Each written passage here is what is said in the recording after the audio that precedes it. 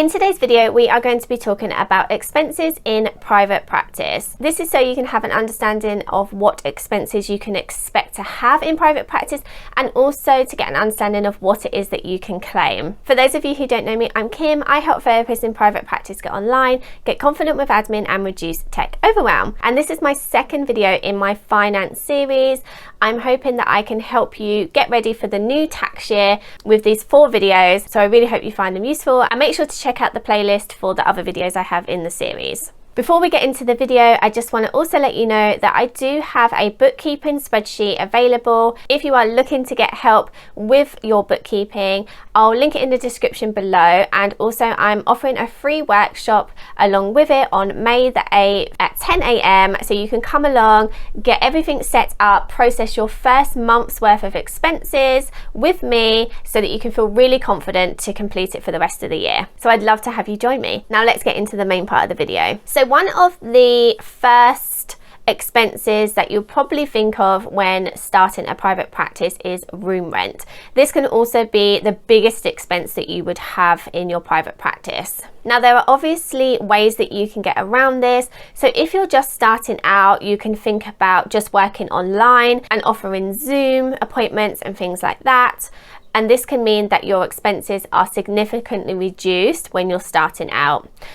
If you're lucky enough to have a separate room in the house, or even a separate outbuilding, something like that, that you can use for free, that can be a great way to reduce this expense. There are also other benefits to working from home, because in the UK you can get a tax relief for this. So basically you can claim a certain amount depending on how many hours you work in a month. I'll put a little screenshot up of the breakdown. It's something that you can add on when you're doing your self-assessment so that it can reduce the amount of tax that you are paying. If you do want to work face-to-face and you don't have that availability at home, you will need to find rooms to rent, and there are different ways that you can do this. There are pay-as-you-go options where you just book the room at the time that you want, so you're paying on like an hourly schedule. You could guarantee a room for a certain day so that every single Monday of the week you are at the same place and that room is guaranteed for you. You could hire a space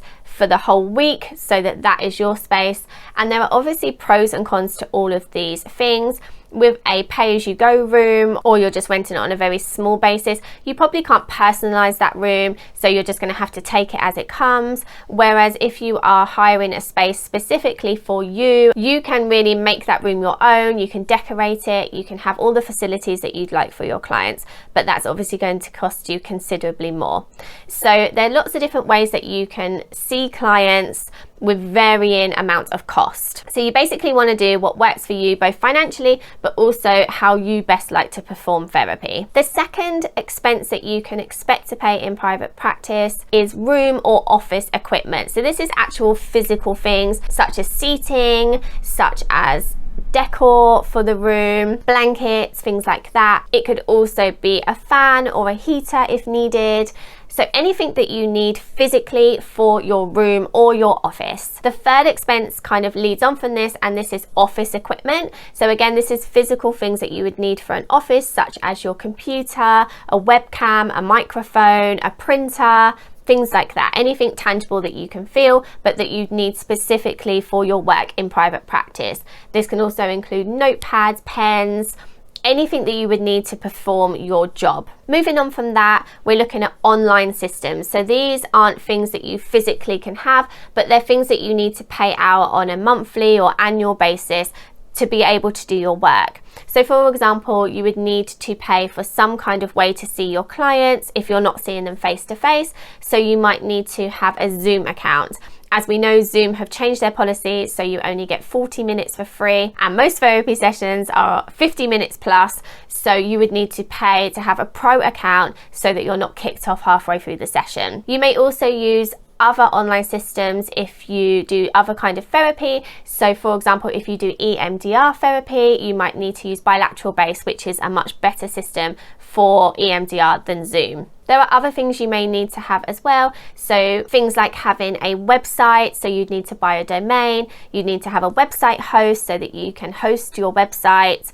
You would also need to have some way of getting emails and things like that. So having something like a Google Workspace account, which you would need to pay for so that you can contact your clients, so that they can contact you, and so that you can store all the information. You may also want to use something such as an e-signature platform so that you can send out contracts and get them signed by your clients, and that's going to cost you as well. So anything that you are using online specifically for your business, you can expense. These are not in any particular order of importance or anything like that, but the next thing is insurance, which obviously is very high on the importance list. There are certain insurance companies that specifically cater for therapists in private practice, so I would make sure that you look that up when you're searching for insurance companies.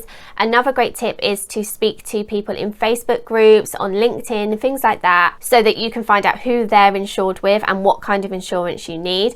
But you will absolutely need to have insurance as a private practice owner, and this isn't going to cost you a huge amount of money, but it is something that you need to have. The next expense you might have is being a member of a professional body. So if this is something that you want to have, if you want to have an accreditation, things like that, so that you are recognized and so that you can work with medical insurance panels, etc., you will need to pay to be a member of a professional body as well. The next expense you'll have in private practice is marketing. Some of this will be free and some you may want to pay for. So for example, you can have access to social media completely for free if you don't count your time as payment, because you can reach people organically without paying anything out. However, there are other ways that you can market. So having a profile on Psychology Today or with Counseling Directory, you can pay to have your profile there so that clients can potentially search and find you. When you're first starting out especially, I would really recommend having a profile here,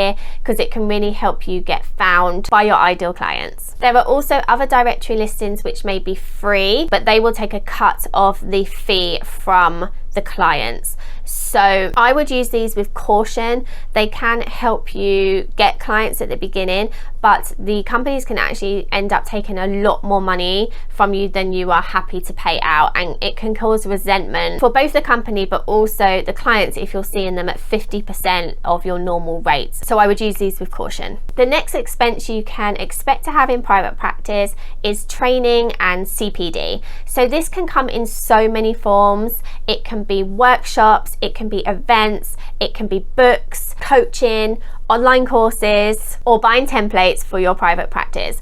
Anything that is going to help you in your business with regards to continued personal development and training, you can claim as an expense, and you can expect to claim as an expense. Especially if you're a member of a professional body, this will be expected so that you can keep your status as a member of that professional body. Even if you're not a member of a professional body, training and CPD is really important for anyone in any business.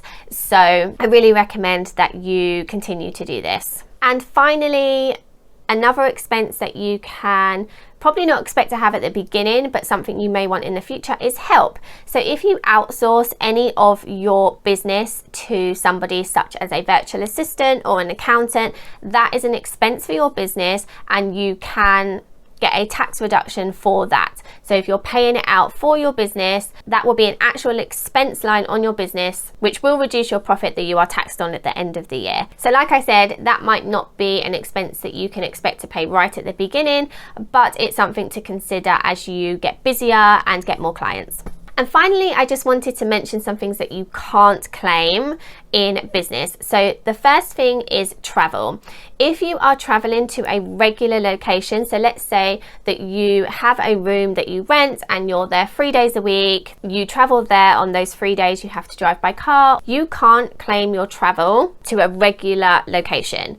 What you can claim travel for is if you're going to trainings and things like that. So let's say you have a training course that you're attending, it's an in-person one, it's a 2-day course, you need to travel there, you need to have a hotel, and you obviously need to eat whilst you're away. You can claim for those things. But on those 3 days that you're working at a location, you cannot claim for travel, you cannot claim any expenses whilst you're working at that location, such as food and things like that. Another thing you can't claim is anything that you are sharing with the house. So for example, if you have broadband at home, you obviously would use that for your home as well as work. So you can't claim even a proportion of that towards your expenses. And that's where the working from home allowance comes in. They take some of that into account based on how many hours you're working in the home. You can claim for things such as gas and electricity, but you would have to work out exactly what percentage of those you are using based on the amount of rooms in your house and how much time you are using them. So it's much easier to just do the working from home simple calculation rather than trying to work out your actual bills and how much you have used of that shared resource. Another thing you cannot claim are clothes. So unless you have a specific uniform you need to buy, so let's say you work part-time for a charity and they have a uniform that you need to purchase, that can be claimed. So if it has some kind of logo on it or something like that, you can claim for that uniform. However, if you are just wearing normal clothes to attend work and see your clients, you cannot claim those for your practice at all, because that is seen as something that you can wear at any time